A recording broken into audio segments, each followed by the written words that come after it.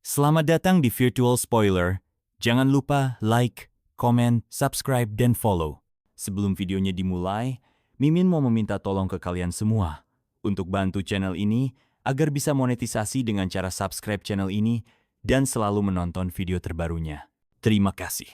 Kita lanjut ke videonya. Chapter 789, Pelacakan. Mereka bertiga terdiam. Di dalam kantong itu terdapat lebih dari 10.000 batu primordial. Dari situ saja sudah terlihat betapa kayanya para pedagang di kota bulan merah. Pemilik hotel terkekeh dan berkata, "Aku tahu kalian tidak takut masalah. Ini hanya sedikit uang muka. Kalau kalian bisa membuat keributan besar di restoran Yuelai, lebih bagus lagi kalau sampai meledakkan tempatnya. Aku akan memberimu 10 kali lipat sebagai tanda terima kasih." Nalan Zixuan menunjuk kepalanya sendiri dan berkata, "Simpan batu primordialmu dan belilah sesuatu untuk meningkatkan kecerdasanmu." Setelah mereka bertiga meninggalkan restoran, Yun Xiao tertawa ringan. "Menurutku bos itu justru sangat cerdas." "Saudara Luo, Tuan Muda Yun Xiao, jika kalian tidak keberatan, kalian bisa tinggal di perkemahan klan bulan perak selama 2 hari dan menunggu gedung angin dan bulan dibuka," kata Nalan Zixuan sambil tersenyum pahit. "Aku agak khawatir pada adik Ruobing. Aku takut dia melakukan sesuatu yang terlalu jauh.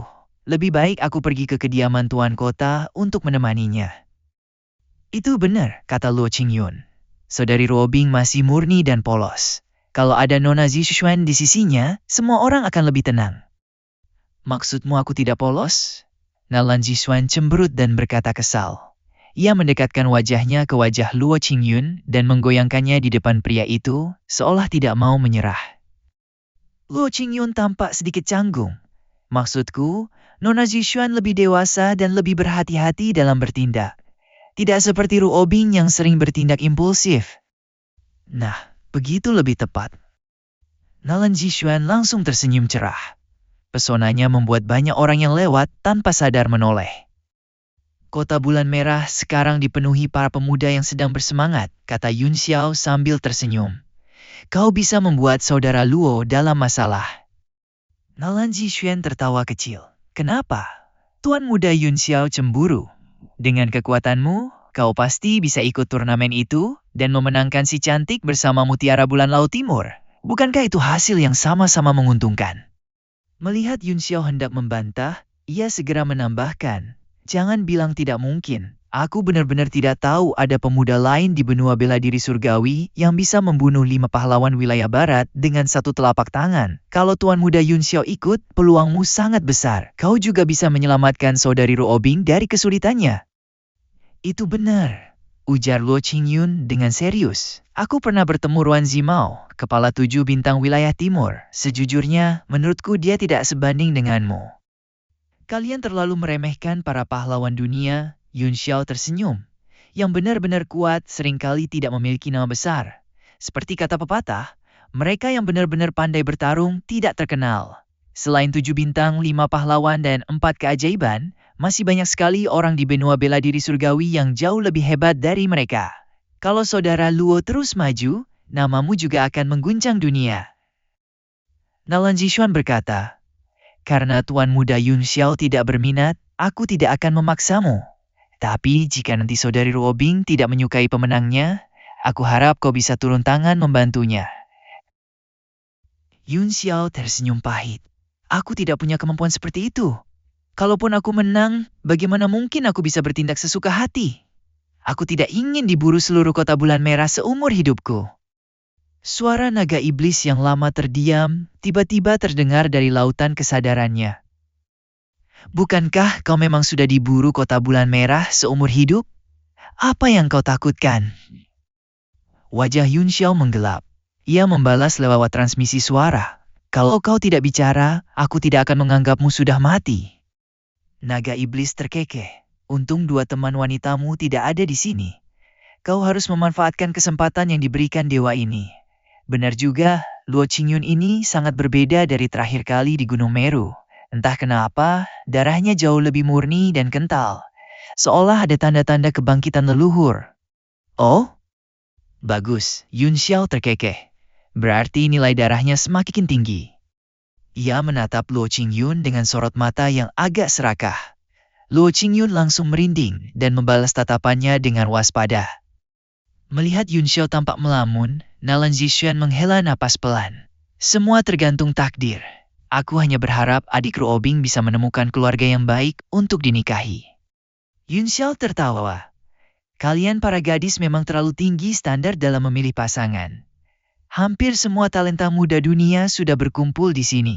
Tapi kalian tetap belum puas. Kalau Nona Zixuan pergi ke kediaman tuan kota, tolong bawakan sesuatu untuk gadis bola salju gemuk itu. Ia mengeluarkan sebuah slip giok dan menuliskan beberapa informasi di dalamnya dengan kesadaran spiritualnya. Setelah itu, ia menyerahkannya pada Nalan Zixuan. Ini sangat mendesak. Tolong sampaikan pada Jiang Ruomei secepat mungkin. Nalan Zixuan terkejut.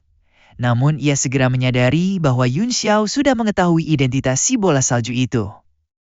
Gadis gemuk itu adalah adik Ruobing. Hubungan mereka tidak pernah baik. Dia bahkan pernah menggunakan banyak cara tercela untuk menghadapi Ruobing. Jika Tuan Muda Yun Xiao menganggap kami teman, mohon jangan terlalu dekat dengannya. Tenang saja, jawab Yun Xiao sambil tersenyum. Ini adalah urusan pribadi antara aku dan Jiang Ruomei. Aku harus merepotkanmu, Nona Zixuan. Nalan Zixuan menyimpan slip giok itu dan berkata, baguslah, jangan kita tunda lagi. Aku akan pergi ke kediaman tuan kota sekarang. Selamat tinggal. Setelah melihatnya pergi, Yun Xiao dan Luo Qingyun menaiki kereta yang menuju ke selatan dan bergerak ke arah perkemahan klan Bulan Perak. Perkemahan itu terletak di sudut hutan yang cukup terpencil, di dekat aliran air. Lingkungannya sangat baik. Lagi pula, Nalan Zixuan datang hanya untuk menemani Jiang Ruobing. Tempat tinggalnya jauh dari pusat kota, sehingga tidak ada yang menyadari masalah organisasi es batu. Setelah turun dari kereta, mereka berdua berjalan memasuki hutan satu persatu. Tiba-tiba jantung Yun Xiao bergetar. Ia seakan merasakan sesuatu. Ia berbalik dan menatap Luo Qingyun. Di mata Luo Qingyun, api niat bertarung perlahan menyala. Ada apa? Kau ingin bertarung? Tanya Yun Xiao. Yuan Qi di tubuh Luo Qingyun berfluktuasi hebat. Itu adalah emosi yang selama ini ia tekan. Sejak Gunung Meru, aku selalu ingin mencarimu untuk memverifikasi kultivasiku. Jika hari ini aku melewatkan kesempatan ini, entah kapan lagi aku bisa bertemu denganmu. Cahaya hijau berkilau di tubuhnya, lalu berubah menjadi tombak di tangannya. Aura tombak menyebar, dan tekanan tak kasat mata menyelimuti sekeliling. Energi primordial samar bergetar di ujung tombak yang diarahkan ke Yun Xiao. Yun Xiao membiarkan tekanan tombak itu memasuki tubuhnya. Yang mengejutkan, kekuatan naga di dalamnya sangat kuat. Meski tubuhnya sangat kokoh, di bawah tekanan darah naga itu, kekuatannya terasa sedikit tertekan, mirip seperti kekuatan naga Xiangzi di atas kota Song Yueyang. Kau memang luar biasa, puji Yun Xiao. Jika kau memiliki beberapa artefak naga, mungkin kau benar-benar punya kekuatan untuk melawanku. Tapi sekarang, itu masih jauh. Karena kau ingin mencoba, aku akan membuka gerbang bela diri untukmu dan memberitahumu apa arti memandang gunung tinggi dari bawah. Aku akan membuatmu sadar bahwa kau masih jauh dari puncak. Tatapannya menjadi tajam. Ia telah hidup 2 kali. Meski wujudnya masih muda, ketika memandang Luo Qingyun, ia tidak bisa menahan diri untuk melihatnya dengan sudut pandang seorang yang lebih tua. Ia memutuskan menggunakan kekuatan mutlaknya untuk menanam benih dalam hati pemuda ini. Benih yang tidak akan pernah padam. Agar tumbuh dan berakar. Yuan Qi Yun Xiao berputar membentuk spiral. Menyebarkan tekanan naga dari tubuhnya dan mendorongnya ke segala arah. Di bawah benturan aura keduanya, pepohonan di sekitar mereka hancur menjadi bubuk dan berterbangan di udara. Seperti debu yang menyilaukan mata. Tiba-tiba pupil Yun Xiao menyempit. Ia menghela napas pelan. Aku ingin bersenang-senang, tapi sayangnya keinginanku tidak bisa terpenuhi. Luo Qingyun tengah memusatkan seluruh pikirannya untuk bertarung. Sejak ditekan Yun Xiao di Gunung Meru, ia menjadikan Yun Xiao sebagai musuh khayalan selama lebih dari setahun. Jika ia bisa mengalahkan Yun Xiao, ia akan menembus obsesinya dan melangkah lebih jauh di jalan bela diri. Obsesi bela dirinya hanya satu, tidak pernah menyerah. Apa? Kau takut? Pertarungan ini bukan lagi urusanmu. Niat membunuh Luo Qingyun terus meningkat. Ia mendorong kekuatannya hingga batas maksimal. Memang bukan urusanku, desah Yun Xiao. Tapi juga bukan urusanmu. Ia menatap ke arah kehampaan dan berkata dengan heran, Saudara Wenlin, aku sangat penasaran. Bagaimana kau bisa menemukanku? Wajah Luo Qingyun langsung berubah. Sedikit amarah muncul di matanya. Tanpa ragu, ia mengangkat tombaknya dan menusukkannya ke dalam kehampaan. Ruang itu langsung retak. Raungan naga mengguncang langit. Ledakan dahsyat terdengar. Getaran besar menyapu sekeliling. Terdengar jeritan singkat, lalu darah menyembur ke udara. Potongan tubuh berjatuhan dari langit. Beberapa berkas cahaya turun bersamaan, memperlihatkan lebih dari selusin sosok. Salah satunya adalah pria berpakaian khas Kota Bulan Merah. Dengan wajah terkejut dan marah, ia berteriak, "Keji sekali caramu. Berani-beraninya kau membunuh orang-orang Kota Bulan Merah." Luo Qingyun mendengus dingin dan menarik kembali aura tombaknya. Ia menahan emosinya, lalu berkata dengan suara rendah, "Aku sudah sangat menahan diri hanya dengan membunuh beberapa orang." Pertarungan yang telah lama ia nantikan hancur begitu saja.